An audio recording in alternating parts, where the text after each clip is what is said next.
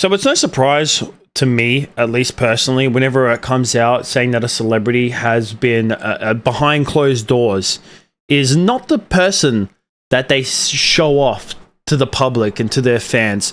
You know, one of the most memorable ones in recent time, at least for me, would have to be Ellen. You know, I was never a massive fan of Ellen. I know that my mum was. You know, when I was younger, she used to watch her shows all the fucking time, you know, the Ellen Show. But then it came out, I think it was last year or the year before, that apparently, you know, she's basically a bitch. She's a massive bitch towards like her production team and everyone backstage, and she's just a massive drama queen and just, you know, very uptight, very rude to everyone. And now today, well, at least yesterday, from the time of that this video will be uploaded, it's now come out that Lizzo, that's right, Lizzo, is not the person she seemed to be. Now, if you don't know, Lizzo is currently being sued by one of her, I think it was, not one, but 3 of her former dancers for sexual harassment and weight shaming. So obviously I'm gonna get to the second one in a bit, but the first one is probably the one that's like sticking, is the biggest part of this whole lawsuit. So if you don't know what happened, there's a lot of like elements to this lawsuit in itself, especially, you know, when it comes to not just sexual harassment, but other types of physical harassment as well. I know that I was watching a video who I'll recommend later in a second, where apparently Lizzo got very angry at one of her dancers and actually like cracked her knuckles and made it into a fist and went up to that person like they were gonna punch her, like they were ready, like Lizzo was ready to fucking punch this person in the face. And the only reason it didn't happen is because one of the other dancers intervened and actually broke it up and actually had to separate Lizzo from that person, or else Lizzo was gonna punch the person in the face. And the reason why that happened is because apparently this person has some kind of disability, the former dancer. So they have to record a lot of things because they can't like process things on the spot, and they have to like record everything. And apparently Lizzo got very pissed off that they were recording like private conversations and all that kind of stuff, even though Lizzo apparently did know about this person's mental disability. And then when it comes to sexual harassment stuff, now, when I first heard sexual harassment, I thought it was just maybe Lizzo just like pushing her dancers to kind of dance sexually, and, you know, they didn't like that and they were just kind of like, oh, I don't want to do that. But no.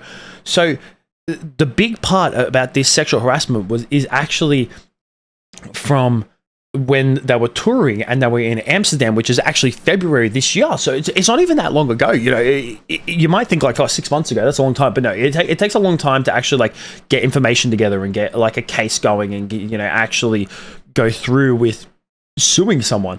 So the fact that it only happened in February is not very long ago, especially for a case like this that happened.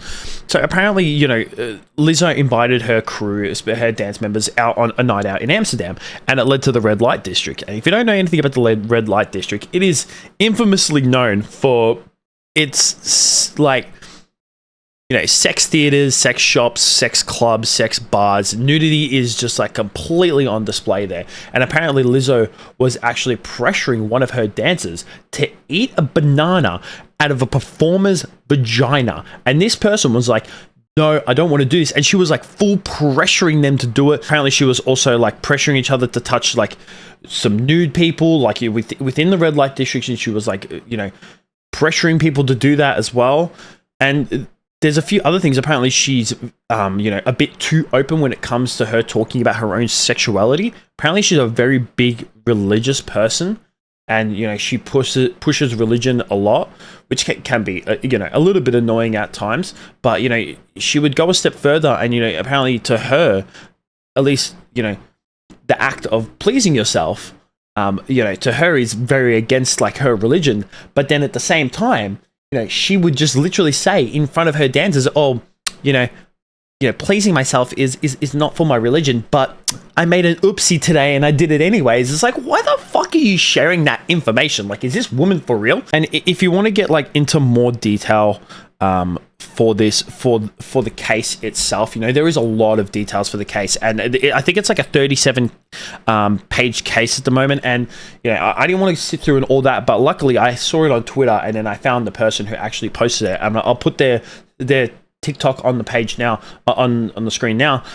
Their TikTok name, at least their username, is called the Talk of Shame. Their name is Kiki Monique, and they did a complete breakdown of the whole entire Lizzo lawsuit. So I definitely recommend watching that if you want to know more in detail about the lawsuit in general. But now I want to get to some funny shit. Now I want to get to a little bit more, even though, you know what, it's kind of wild in general to speak about, you know, the fact that Lizzo was pressuring one of her dancers to eat a banana out of someone else's vagina. That already within itself is pretty funny. But the fact that it's also coming out that Lizzo has been weight shaming, or, you know, let's just put it this way, fat shaming some of her dancers, like,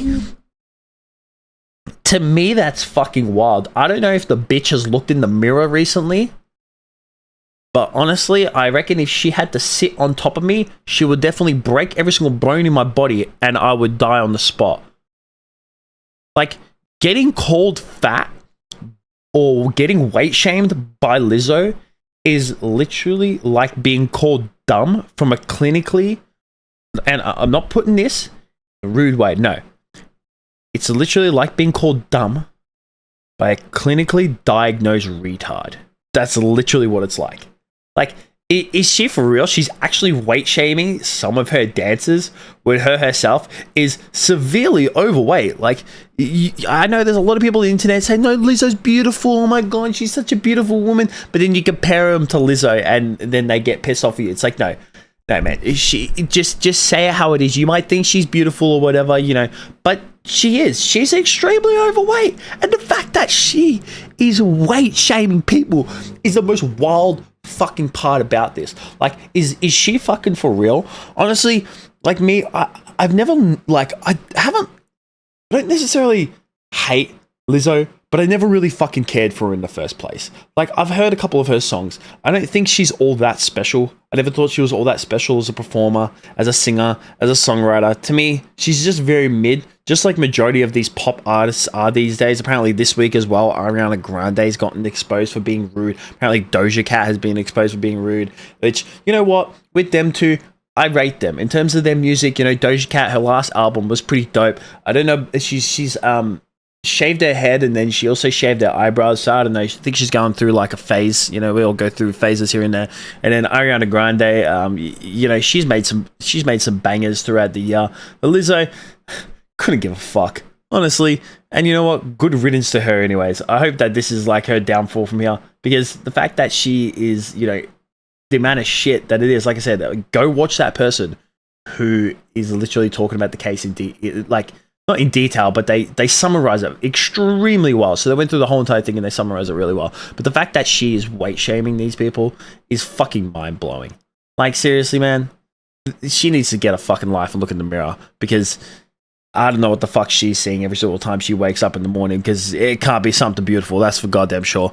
But to me, this whole entire case is wild, and you know, it's just fucking mind blowing, especially that whole weight shaming thing. That to me, that's just fucking hilarious. It's just the reason why I wanted to talk about this, because I just find that extremely fucking wild.